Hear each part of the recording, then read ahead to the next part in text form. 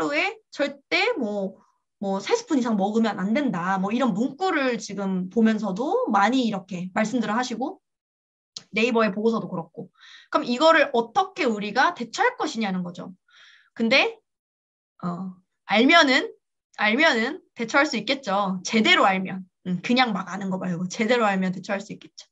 자, 그래서 제가 제대로 파봤어요. 어떻게 되는 건가, 도대체 이것이 어떻게 되는 건가, 제대로 파봤어요.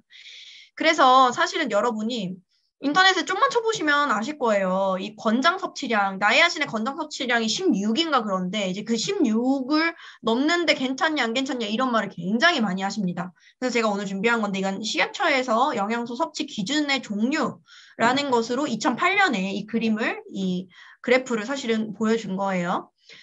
근데 식약처의 자료니까 여러분 정확하겠어요. 완전 정확하겠어요. 완전 정확하겠죠. 그거 믿으시면 되고요. 우리가 사실은 권장 섭취량이라는 게 있고 실제로 영양소를 섭취할 때는 상한 섭취량이라는 게 있어요. 권장 섭취량은 뭐냐? 우리가 최소로 필요한 정도의 양을 권장 섭취량이라고 사실은 말씀을 드려요. 영양소 섭취 수준이 이런 정도의 바운더리가 있다면 사실 최소를 말씀드리는 게 권장 섭취량이에요. 권장 섭취량보다 낮은 섭취량을 섭취하실 때는 부족하기 때문에 위험합니다. 세포 재생이 안 될 위험, 해독이 안 될 위험, 대사가 안 될 위험. 그래서 권장 섭취량 이하의 낮은 섭취량도 문제가 되고요. 그런데 권장 섭취량이 딱 하나로 돼 있진 않아요. 그렇죠? 권장 섭취량은 좀 더 충분히 섭취할 수 있습니다. 그래서 어디까지 섭취할 수 있냐면 미니멈이고 맥시멈은 상한 섭취량이라고 그래요. 상한 섭취량. 이 상한 섭취량은 여기까지는 섭취해도 괜찮아. 이런 섭취량이에요. 여기까지 섭취해도 괜찮아. 맥시멈.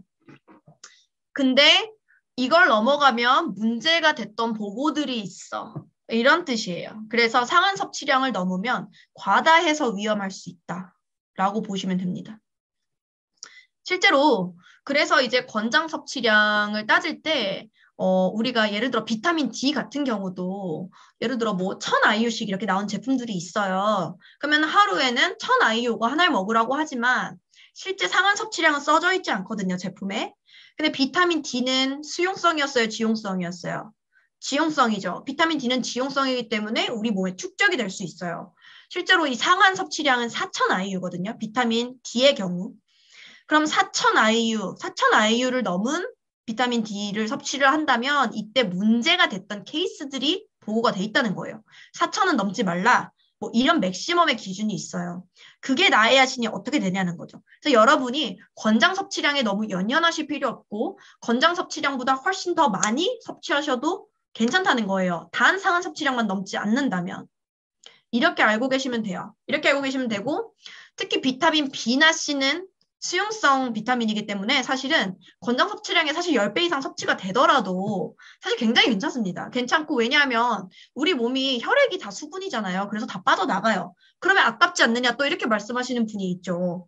너무 많아, 그렇게 많이 들어가면 다 빠져나가는데 너무 아깝지 않아요? 너무 낭비잖아요? 이렇게 생각할 수 있는데 실제로 제가 이 회사를, 이 PM을 만나기 전에 그 전에도 제가 이제 건강기능식품회사에서 일을 했었지만 그 전부터 관심이 워낙 많아서 알고 있었던 건데 이거는 비타민 B나 C가 과량으로 들어갔을 때 실제로 우리 몸의 바깥으로 빠져나가면서 우리의 방광, 요도 이런 것들을 통과하면서 여자분들 방광염 많죠.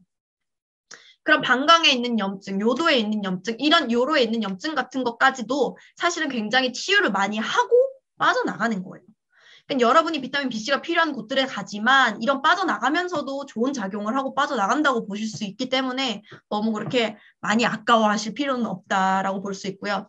실제 메가요법을 하면 굉장히 또 효과가 좋기 때문에 요거는 유튜브에서 많이 삭제되긴 했지만 코로나 초창기에 중국에 코로나 환자들이 많을 때 비타민C 메가요법을 실제로 중국에서 이용을 했었다는 여러 가지 이런 기사들도 많이 있었습니다. 그래서 액티바이즈로 한번 볼게요.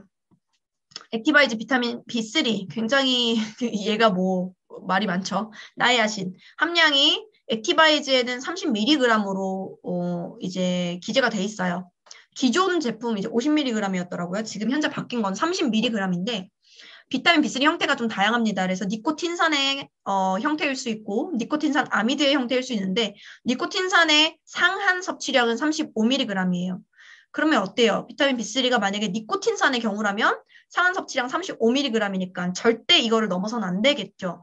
그치만 액티바이즈의 비타민 B3는 여러분이 한번 피해 홈페이지가 들어가서 보세요. 니코틴산 아미드라고 써져 있습니다. 니코틴산 아미드의 상한 섭취량은 1000mg이거든요.